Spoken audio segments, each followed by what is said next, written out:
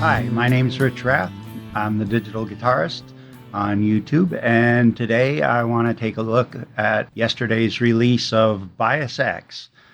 Today I'll do a quick review of Positive Grid's brand new Bias FX with the Hogwarts magic of AI and some regular warts that I hope version 1.1 can improve upon. Two things to note at the outset.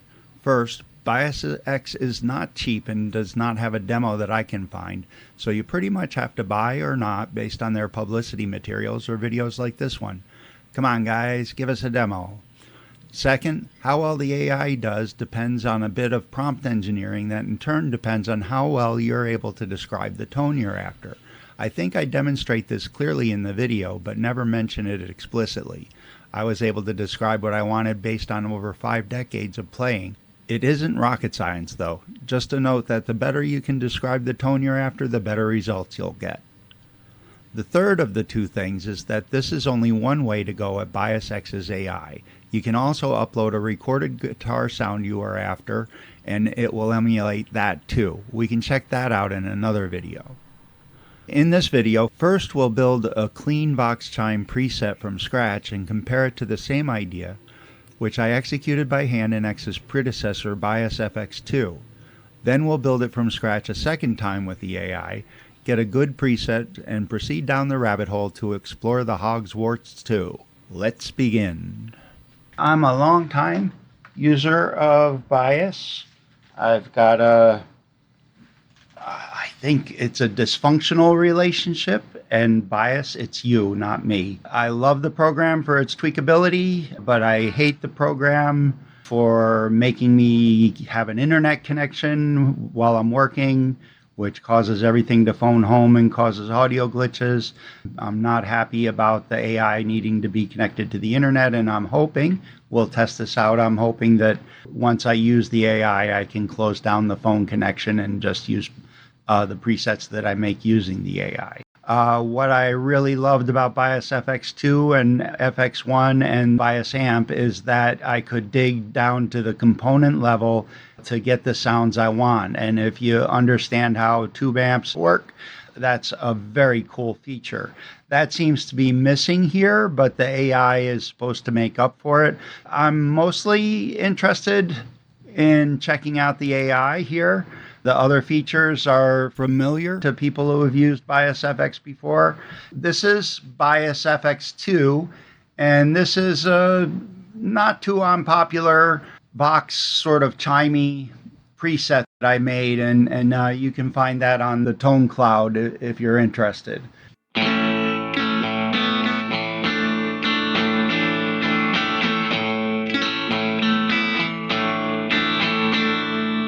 So that's mine. A little bit of tremolo, some compression, fairly clean, but a little bit of that bite in the upper mid-range that I think of as throatiness that usually gets called the Vox Chime. So let's see how the Bias X AI does. Click on the lower left corner, and I typed in I'd like a Vox tone mostly, but not all the way clean.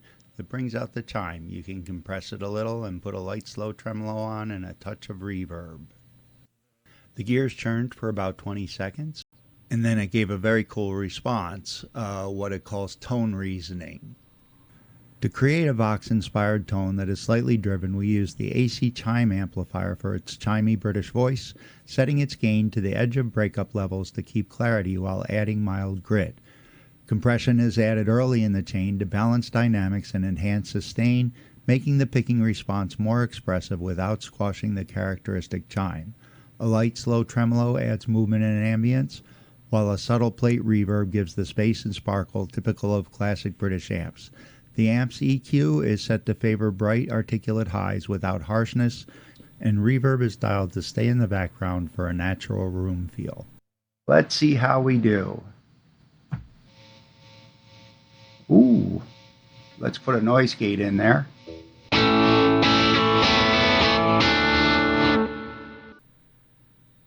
Too distorted, and the tremolo is way too deep. Think Mersey beat, Needles and Pins, or Beatles' Ticket to Ride. Dialing it in. So this takes a little time. I guess it's quicker than dialing it in by going down to the semiconductor level. So the jangly bright Mercy beat sound. You see, I don't hear it as jangly. It's throaty to me, and it's the chime. The jangle is an American thing. So jangly bright Mercy beat, clean sound like needles and pins or Ticket to Ride will reduce distortion by dialing back the amp's drive and tweak the tremolo for subtlety. No new gears are needed as your setup already matches the classic British signal chain.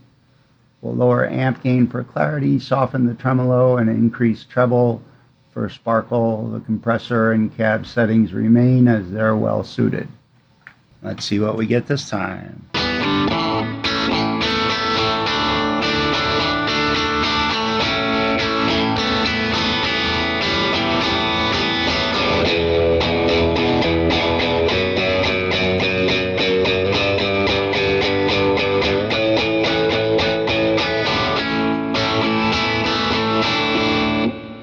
That's fun to play. That's a little more distorted than mine, my old one. My Bias 2 is cleaner, but you got to wonder how the heavily overcompressed Bias X one's going to fare in a mix.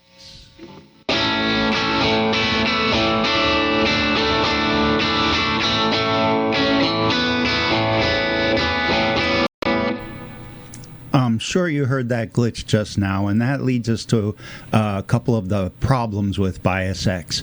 First off is that you have to have an active internet connection to do this artificial intelligence stuff. So if you want to use this for a gig or something, I'm hoping you can set it up with your presets so that once you have a preset, you don't have to use the internet. Because what's going on is everything is phoning home, and that leads to the second problem is that Bias is a real resource hog. It's using 28.5% of the processor of the CPU, and that means that you can't do a lot of other things if you're using this in a track or whatever. So it's okay for recording and stuff, but for live play or tracking with Bias as the amp that you're tracking with, it's gonna be a problem. And Bias really needs to get on this because I'm sure they can do better than 28.5% once the AI is done with its stuff. Okay, back again, and let's try that preset another time from scratch. This time saying Mercy Beat, Vox Compressed Chime, think needles and pins or Ticket to Ride. It should have a little grit, but just a little, and that should roll off when reducing the volume. Add a very subtle, almost unconscious, slow tremolo for motion and a touch of reverb. So it gives a long explanation, which I'll hold back on, but if you want to read it, just stop the video here and have a read. And let's hear what it gives us. So this is on the SG.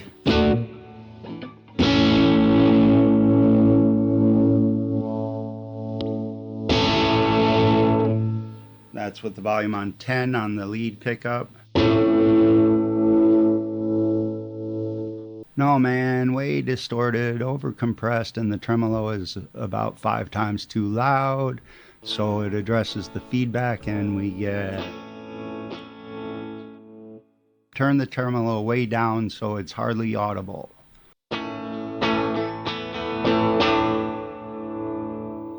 Still too much. Maybe the curve of the tremolo is too steep.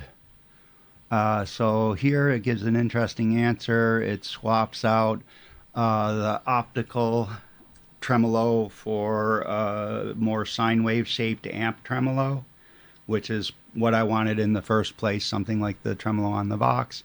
And let's hear what we get.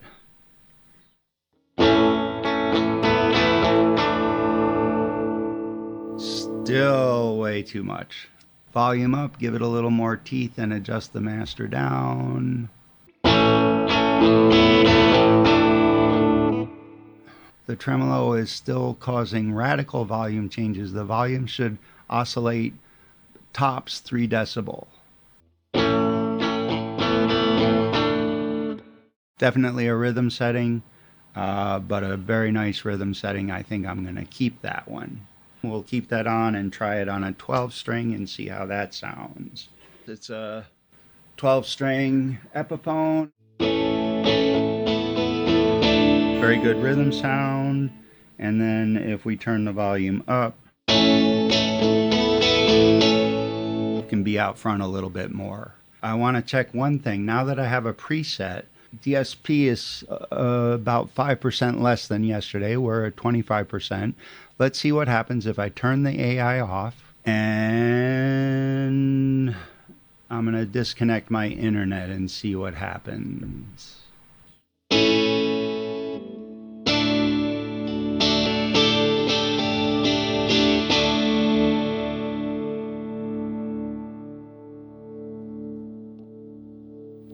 Oh, 32%.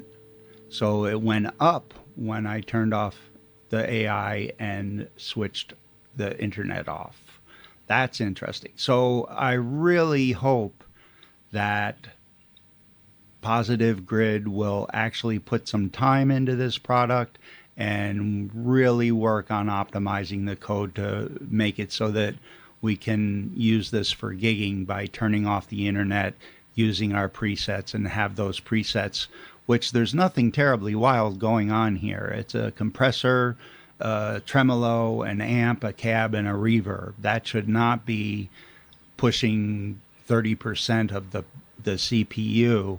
So some code optimization bias, please, and keep us in mind about using this for gigging, because it's a great sounding amp, but it's not usable for tracking or gigging as is. And let's check one more thing on it. Does it report latency? It doesn't report any latency. So let's actually set up a latency test here. Okay, so what we're going to do here is I set up a recorder. We will record one channel directly from the input of the sound card and the other channel directly from the output of the bias amp and see if they line up. So let's record. We'll now drop them into Audacity and zoom in here. Let's zoom in closer. Yeah, that's what it looks like to me. So let's get the rising zero crossing here, right on the zero, and the rising zero crossing here. Maybe here, yeah. And then we'll read the samples. So it's 119 samples. So let's pull up a calculator really quick. 0.0035 of a second. So that's 3.5 milliseconds. 20 milliseconds is about the top latency you can have without hearing the sound as a distinct lag. But that 3 milliseconds is going to be part of the feel. You can't really hear that, but you can feel it, especially if you're a guitar player who plays rhythm guitar. That's like standing 4 feet further away from your speaker, so it seems negligible if that's the only thing. Like if you don't have any other latencies, that could be okay. But if you plug into your amp and it sounds 4 feet farther away than it actually is, I bet you would notice. Bias should be reporting that latency, not just shoveling it under the rug, so that it can be accounted for in, say, let's say you've got an Ableton track with a lot of gear on it besides bias. That's going to all add their own latencies, and at that point, without bias reporting its latency, it throws everything off and could cause phase trouble. So again, bias really needs to get its act together on this, and this goes along with the DSP problem. If they can reduce latency and reduce CPU usage and make it so that things use less resources with the AI turned off and just using a preset. All of these would be really beautiful, beautiful 1.1 features for Bias X for me. As is, I would hesitate to take this out to a gig because of that glitch that started this whole tangent. All right, that's it for me. I'm the digital guitarist, Rich Rath. Please like, subscribe, and all that stuff. You know how to do it. You've heard everybody else's channel. Thank you for listening if you got this far, and please come back again soon. Bye now.